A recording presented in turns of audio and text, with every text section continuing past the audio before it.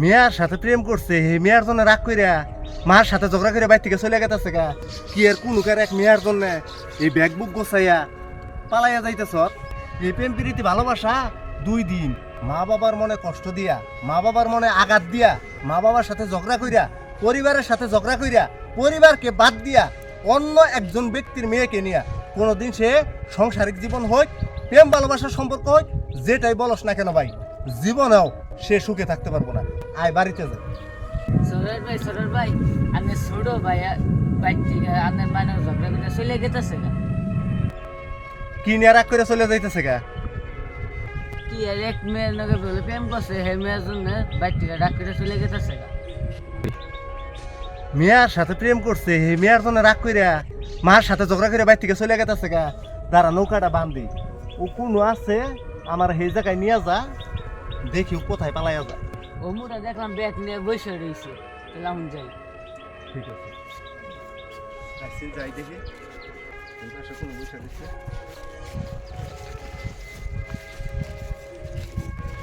ওই যে দেখেন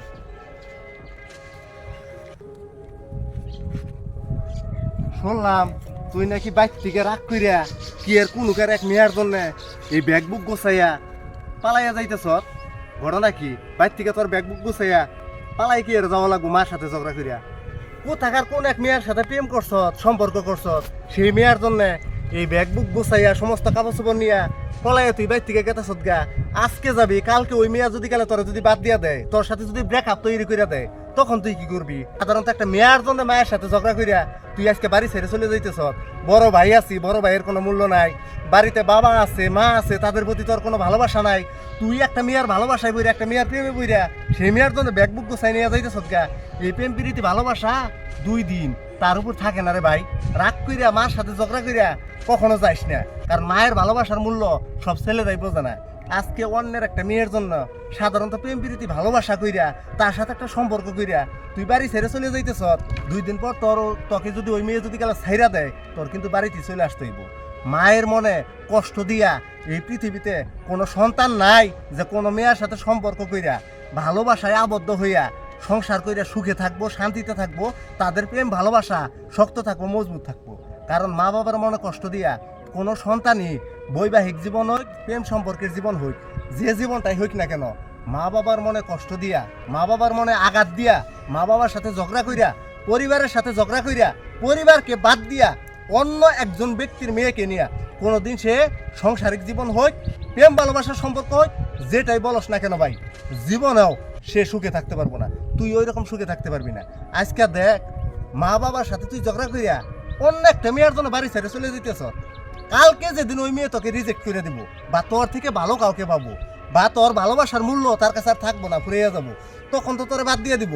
তখন সে মেয়ে এরকম ব্যাগ বুক গুছাইয়ে নিয়ে তোর সাথে যাব না, অন্য যার প্রতি স্বার্থ পাবো তার প্রতি ব্যাগ বুক গুছাইয়ে পিছিয়ে চলে যাবো। তুই পিছিয়ে পিছিয়ে দৌড় ঠিকই পারবি, মাঝখান থেকে নিজের পরিবারটাকেও হারাবি, মেয়েটাকেও হারাবি। অর্থাৎ প্রেম প্রীতি ভালোবাসা এগুলা থেকে দূরে থাকাটাই উত্তম।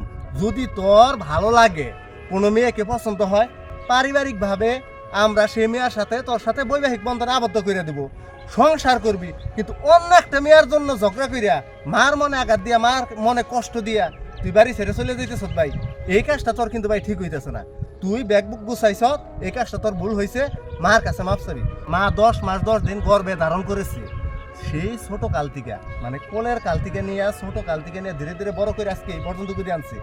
সেই মার মনে কষ্ট দিয়া কখনো এইটা চিন্তা করিস না যে ভাই, যে অন্য কোনো মেয়ের কাছে যে তুই জীবনে সুখে হবি, কোনোদিনও সুখে থাকতে পারবি না। অর্থাৎ মায়ের প্রতি ভালোবাসা রেখা যদি কারো ভালোবাসার পরশ নিয়ে সুখে থাকতে পারস, সেইটাই তোর জন্য প্রকৃত সুখ। অর্থাৎ রাগারাগি বাদ দে, আয় বাড়িতে যায়।